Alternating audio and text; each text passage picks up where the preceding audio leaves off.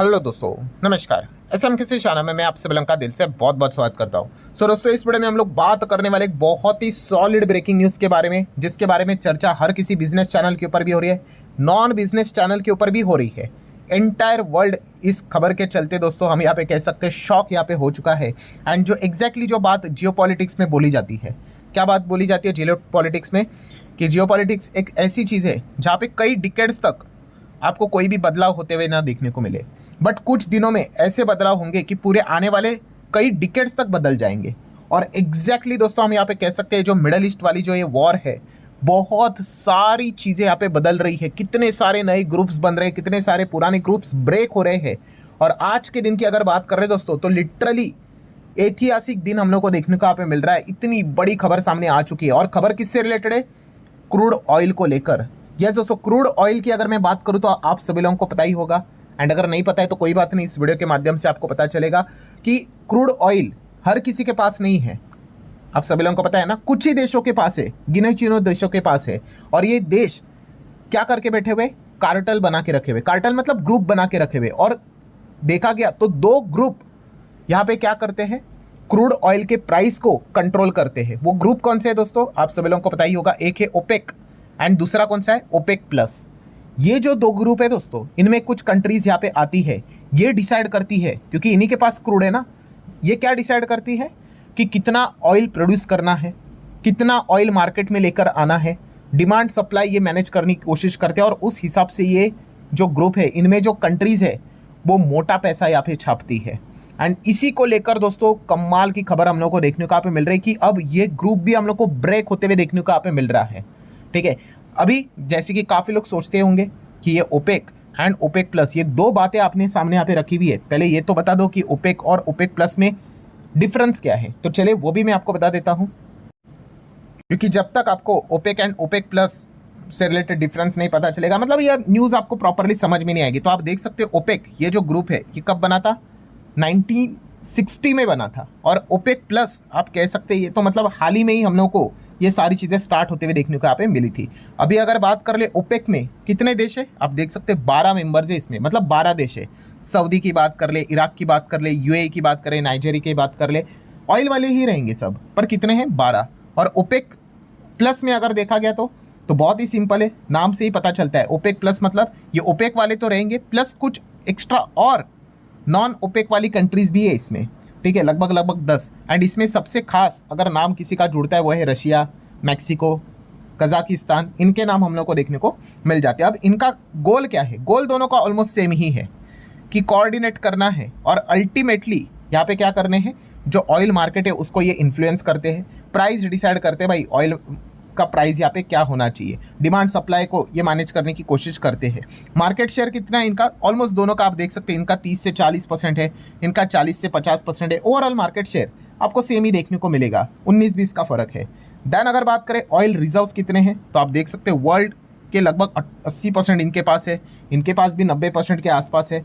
मतलब ऑलमोस्ट अगर हम देखेंगे तो दोनों एकदम कांटे की टक्कर के तरह काम करते हुए देखने को मिल जाते हैं। और इनको लीड कौन करता है? तो ओपेक को लीड करता है वैसे Saudi Arabia. And OPEC plus कौन लीड करता है? Saudi Arabia plus Russia. यहाँ पे रशिया सबसे इंपॉर्टेंट रोल यहाँ पे प्ले करता है। सो ठीक है दोस्तों, ओपेक एंड ओपेक प्लस से रिलेटेड आपको एक बेसिक अंदाजा यहाँ पे आया होगा कि ओपेक क्या है एंड ओपेक प्लस यहाँ पे क्या है। एंटायरली मतलब ये ग्रुप ही है। एंड ये ग्रुप क्या करता है? यस, ये क्रूड ऑयल के दाम यहाँ पे डिसाइड यहाँ पे करते हैं। दाम मतलब कैसे? आप कितना यहाँ पे प्रोडक्शन करोगे, कितना मार्केट में क्रूड अवेलेबल करवाओगे, उस हिसाब से डिमांड सप्लाई से क्या होता है, क्रूड का दाम यहाँ पे हम लोग को देखने को मिल जाता है। तो ठीक है, ये तो मैंने नॉर्मल बेसिक बात बता दी। अब ब्रेकिंग न्यूज़ के आज के दिन की तो आप सभी लोगों ने यहाँ पे सुना ही होगा। अभी जैसे मैंने आपको बताया कि ओपेक के मेंबर्स या ओपेक प्लस के मेंबर में एक नाम भी है, कौन? United Arab Emirates, UAE. And दोस्तों आज के दिन की बात कर ले, बिगेस्ट ब्रेकिंग न्यूज़ दोस्तों, यूएई यहाँ पे जो ये ओपेक का जो कार्टेल है, ऑयल कार्टेल, उसको छोड़ रहा है। यस, इसको टाटा बाय बाय यहाँ पे कह रहा है। इतने पुराने समय से ये ग्रुप हम लोग को देखने को मिल रहा था। अभी मैंने दिखाया कि कब से शुरू हुआ था। ठीक है, तो ये दोनों चीज़ें ऑब्वियसली ओपेक में है, तो ओपेक प्लस से भी ये हम लोग को यूएई एग्जिट होते हुए देखने को मिलने वाला है। एंड इस चीज़ के चलते दोस्तों अब भयंकर अनसर्टेनिटी मार्केट में यहाँ पे आ चुकी है। ठीक है, आप कहोगे भयंकर अनसर्टेनिटी कैसे? तो अभी जैसे मैंने आपको कहा कि ये ओपेक का मतलब क्या था। अभी जैसे कि मान लो यहाँ पे जितने भी देश है, 12 देश है, आप मान कर चल लो, ठीक है, इसमें अब इन सबके पास ऑयल है। अगर ये क्या करेंगे, अपने कैपेसिटी से ज़्यादा प्रोडक्शन करेंगे, ऑयल का प्रोडक्शन करते जाएंगे करते जाएंगे करते जाएंगे, ठीक है, और समझ लो यहाँ पे डिमांड है 100 बैरल की डिमांड है ग्लोबल लेवल पे, एग्जाम्पल दे रहा हूँ। एंड अगर सप्लाई मान के चल लो अगर 150 तक चला गया तो कॉमन इकोनॉमिक्स वाली बात है भाई, कौन सी चीज़ कि अगर डिमांड से ज़्यादा अगर सप्लाई हो जाता है तो प्राइस ज़बरदस्त गिर जाते हैं।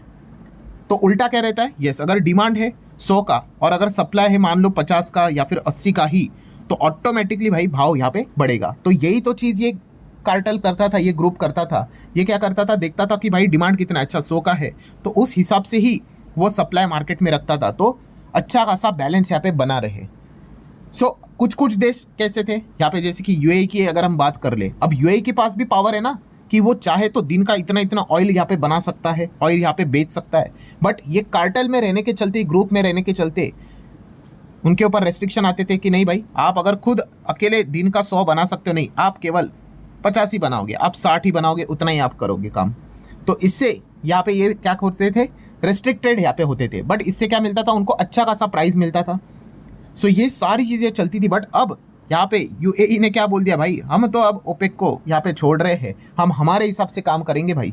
अब इससे क्या हो गया, जैसे मैंने कहा कि ऑयल मार्केट में भयंकर लेवल की अनसर्टेनिटी आई, एंड अनसर्टेनिटी आई इसी चीज़ के चलते आज के दिन आप देख सकते हो कि कैसे ऑयल के प्राइजेस हम लोग को बढ़ते हुए देखने को यहाँ पे मिल रहे हैं। 110 को भी पार कर लिया, क्योंकि एग्जैक्टली शॉर्ट रेंज में ऑयल एग्जैक्टली कौन सा डायरेक्शन पकड़ेगा वो पता नहीं चलेगा। And what about the other OPEC से रिलेटेड जो मेंबर्स है वो क्या करेंगे, तो ये एक अनसर्टेनिटी क्रिएट यहाँ पे हुई है। अच्छा, काफ़ी लोग सोचते होंगे कि यूएई को हुआ क्या अचानक से, और मिडल ईस्ट वॉर के चलते ये क्यों एग्जिट यहाँ पे कर रहे हैं।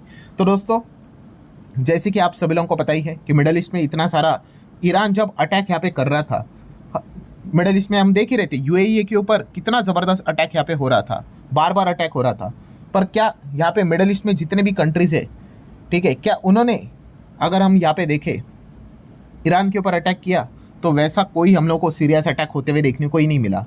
इसमें हुआ क्या दोस्तों कि यूएई लिटरली बर्बाद होते हुए देखने को मिला। और यूएई एक ऐसा देश है दोस्तों, देखो सऊदी की अगर मैं बात कर लूँ, सऊदी तो भाई पूरा ऑयल को लेकर खेलता है, बट यूएई ऑयल को लेकर खेलता है, बट उनका सबसे मेन पॉइंट कौन सा है, यस, उनका मेन पॉइंट है भाई टूरिज्म, रियल इस्टेट। आपने देखा ना कितने सारे वीडियोस चलते हैं, अभी आने वाले समय में तो भाई बाहर आने वाली है, ठीक है, इतने सारे पॉडकास्ट आपको देखने को मिलेंगे यूएई को लेकर कि पूछो ही मत, कि भाई लिटरली वहाँ पे रियल इस्टेट के दाम इतने गिर चुके हैं, ठीक है, कि वो बताएंगे भाई खरीद लो, फ्यूचर है एकदम, सोना निकल कर आएगा, हीरे मिलेंगे, वो करना ही पड़ेगा उनको, ठीक है, क्योंकि पूरा मार्केट खराब होते हुए देखने को मिला। एंड आज तक वो सिचुएशन नॉर्मलाइज नहीं हुई है, अभी भी अनसर्टेनिटी है मिडल ईस्ट में, आप सभी लोगों को पता ही है।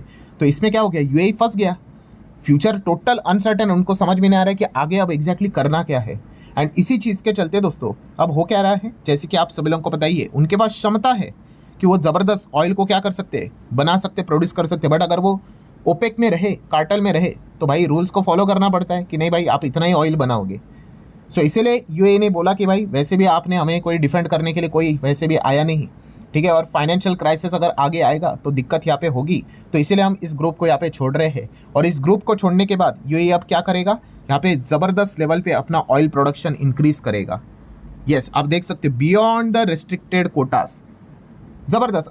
अब ये ओपेक के रूल्स को फॉलो नहीं करेगा, जैसे ओपेक ने बोला होगा कि सिर्फ 100 ही करना भाई, नहीं, अब उनके ऊपर कोई रेस्ट्रिक्शन नहीं है, उनको 100 करना है, 200 करना है, 300 करना है, 400 करना है, जितना चाहे वो ऑयल अपना फुल कैपेसिटी से बनाएगा और उसको बेचेगा भी। और इससे बेच के क्या करेगा, ऑब्वियसली पैसा कमाएगा, और इससे जो इनको फंड मिलेंगे, ये लॉन्ग टर्म जो अलग अलग चीज़ें अभी जो हम लोग को देखने को यहाँ पे मिल रही है, उसमें वो अपना पैसा यहाँ पे इन्वेस्ट करेंगे, क्योंकि इनको भी भाई देखा गया तो अभी भविष्य की चिंता होने लगी है। ऑयल वाला जो खेल है वो धीमे धीमे हम लोग को नीचे जाते हुए देखने को मिल रहा है, बहुत सारे लोग ऑल्टरनेटिव्स की ओर बढ़ते हुए देखने को मिल रहे हैं, मिडल ईस्ट से भी थोड़ा दूर होते हुए देखने को मिल रहा है, क्योंकि ये जो रायता यहाँ पे फैला है, ठीक है, इस चीज़ के चलते ये रिकवर होने के लिए डैमेज भाई कई डिकेड्स लग जाएंगे। ऐसा नहीं कि भाई वॉर बंद हो गया, अभी आज घोषणा हो जाती है फॉर एग्जांपल मानने के लिए कि सब कुछ ठीक हो गया करके, तो कल से लोग लौटना शुरू कर देंगे, बिल्कुल भी नहीं। ये जो डैमेज होता है ना, वो बहुत लंबे देर तक यहाँ पे चलता है।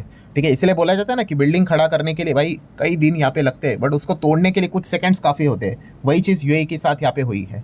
सो इनको पैसे की रिक्वायरमेंट है, एंड अभी आपको पता ही है ऑयल की डिमांड, ऑयल के प्राइसेस एकदम हायर लेवल पे है, तो फुल प्रोडक्शन में चीज़ों को बनाएंगे, बेचेंगे और पैसे कमाएंगे। और जैसे कि आने वाले समय में एआई है, सेमीकंडक्टर चिप्स जैसी चीज़ें देखने को मिल जाती है, जो जो भविष्य यहाँ पे बनाने वाली चीज़ें होंगी उसमें वो निवेश करने का प्लान यहाँ पे कर रहे हैं। सो बॉटम लाइन तो ये है कि यूएई ने ओपेक को यहाँ पे छोड़ दिया है। ये एक बहुत बड़ा शॉकिंग झटका हम लोग को देखने को यहाँ पे मिल चुका है। अब इस चीज़ का इम्पैक्ट अगर हम हमारे इंडिया की बात कर ले, काफ़ी लोग पूछ रहे कि इसके मतलब इंडिया को क्या होगा, तो दोस्तों शॉर्ट टर्म की बात कर ले तो हमारे लिए यस ये नेगेटिव खबर है। कैसे? ऑयल देख रहे हो ना, अनसर्टेनिटी के चलते 110 क्रॉस कर लिया। ऑयल का 110, 115, 120 होना क्या हमारे लिए अच्छी बात है? Obviously not. आगे जाके भाई दिक्कतें हो जाएगी, पेट्रोल डीजल के दाम कभी भी बढ़ सकते हैं, कितना कितना बर्दाश्त करेंगे। ठीक है, एंड लॉन्ग टर्म में देखा गया तो पॉजिटिव चीज़ें हो सकती है।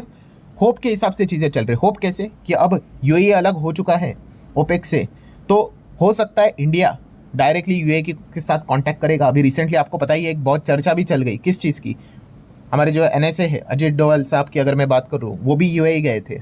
तो ये सारी चीज़ें तो जरूर डिस्कस होती है, ऐसा नहीं होता है कि ये रातों रात होती है, ये प्लानिंग तो होती है। तो इस चीज़ के चलते उनको भी पता है इंडिया कितना बड़ा ऑयल का मार्केट है, तो क्या पता यूएई से हमें डायरेक्ट ऑयल मिलना स्टार्ट हो जाए। हॉर्मुज का भी वहाँ पे कोई टेंशन नहीं। हाँ, ओमान से ऑयल निकालना पड़ेगा, बट पॉइंट यहाँ पे क्या है दोस्तों कि अगर ऐसा हुआ तो शायद से हमें अच्छा खासा ऑयल का एक नया सप्लायर यहाँ पे मिल जाएगा। वरना पहले कैसे था, गिने चुने ही मार्केट्स देखने को मिलते थे, कार्टेलाइजेशन चलता था। तो ये एक नई चीज़ हम लोग को देखने को मिल सकती है, बट ये लॉन्ग टर्म की है। सो शॉर्ट टर्म में ज़रूर यहाँ पे झटके तो लग ही रहे हैं। इतना बड़ा शॉकिंग न्यूज़, मैंने तो जब ये न्यूज़ पढ़ा पहले 2 बार रिफ्रेश करके देखा, सच है कि झूठ है, पर नहीं, ये न्यूज़ एकदम सच है कि यूएई ने क्या कर दिया, ओपेक प्लस यहाँ पे छोड़ दिया है। मतलब क्या क्या बदलाव यहाँ पे हो रहे हैं दोस्तों मिडिल ईस्ट वॉर के चलते, आप अंदाज़ा यहाँ पे लगा सकते हैं। आने वाले समय में और क्या क्या चीज़ें बदलेगी ये देखने वाली बात यहाँ पे ज़रूर होगी। एंड ऑयल मार्केट जब शेक होता है भाई, इंडिया को इस चीज़ का मतलब इम्पैक्ट तो यहाँ पे पड़ता ही है। तो शॉर्ट टर्म के लिए तो एक झटके वाली बात है, लॉन्ग टर्म में देखेंगे, ये एक्सपेक्ट कर रहे हैं कि ऐसा होगा वैसा होगा करके, वो होता है नहीं होता है वो तो बाद में ही पता चल जाएगा। सो ठीक है दोस्तों, आशा करता हूँ जितना भी इंपॉर्टेंट पॉइंट था सारा कवर कर ले। वीडियो हेल्पफुल लगा होगा, चाहो तो लाइक एंड शेयर कर सकते हो। मिलते हैं अगले वीडियो में, तब तक के लिए बाय बाय।